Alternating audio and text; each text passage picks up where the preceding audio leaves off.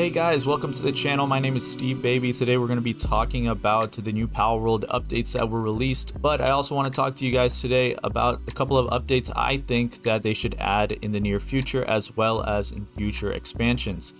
Now, I want to applaud Pocketpair for fixing all these issues in such a short amount of time. They've been doing great at developing this game and also just listening to the fans.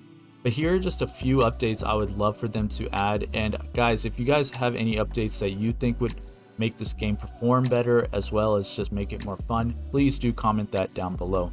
But let's get straight into it. So one of these main things that they fixed was the pals getting stuck and also pals just flying or floating in the air under certain conditions. However, I have seen that this still does continue to happen within the base, but it is a lot better than it was before.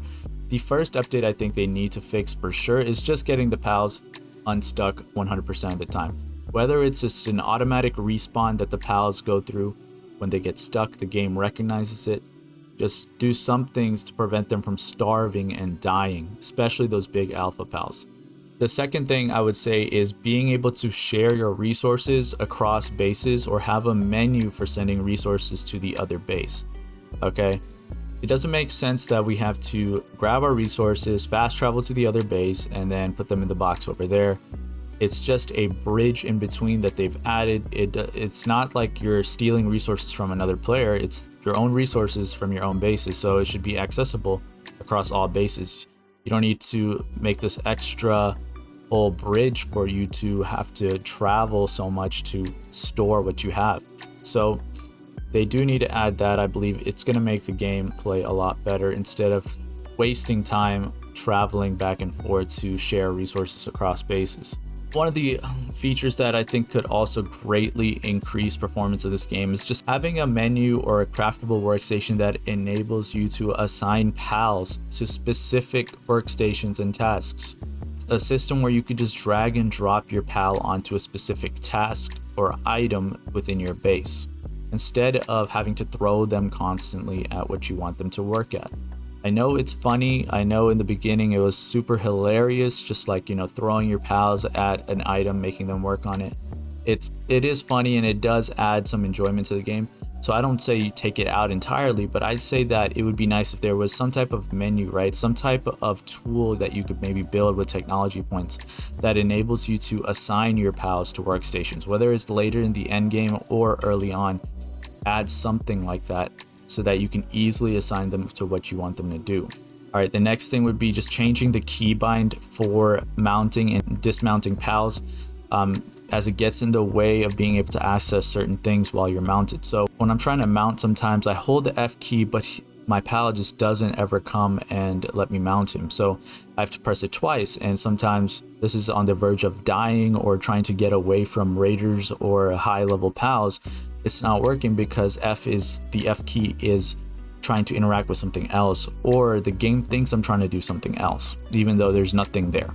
All right, and my last and final update that I think in the near future they should add is fixing this bug with LifMunk Effigies. So whenever you add LifMunk Effigies to the Statue of Power, it's supposed to actually increase your capture rate, but there's a bug within the game right now that's actually decreasing your capture rate when you add LifMunk Effigies, and it's been statistically proven. Players have tested it out. Your capture rate has decreased. So if you've started realizing, oh, what the heck, why are these pals coming out of my ultra spheres or coming out of my legendary spheres?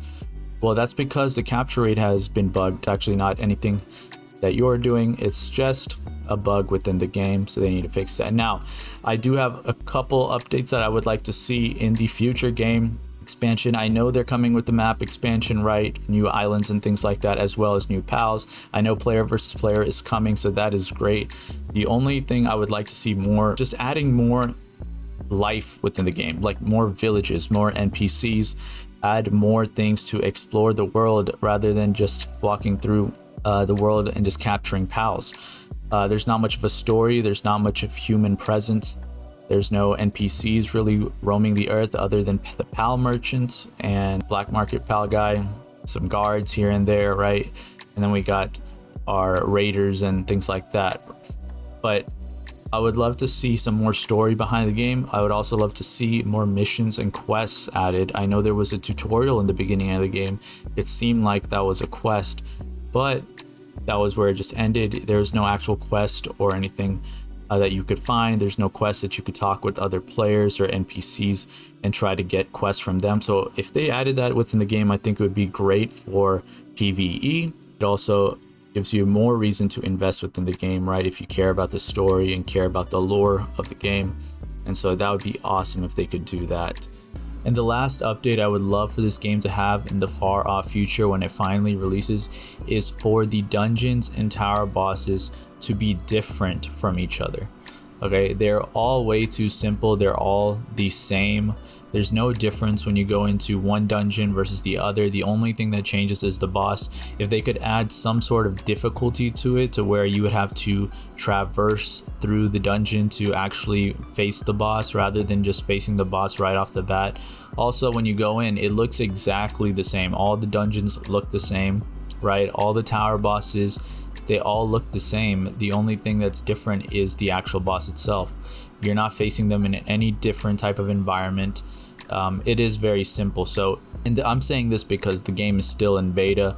You know, this isn't even the real release yet. So this is something that they could really add on, update, and make it better. You know, just keep it in their minds so that they can make this game more engaging and just more adventurous as well when you go and face these bosses and dungeons. And that's about it, guys, for the updates I think they should add to the game in the near future, as well as in the far off future of the game when it finally releases officially in its full glory. So guys, thank you so much for watching the video, and if you got to this point, leave a like if you enjoyed and gained some valuable information about the game. Also comment below of any updates. I know you guys might have some bright ideas for the future of the game, so comment that below as well. And I hope you guys enjoy your day. See you in the next video.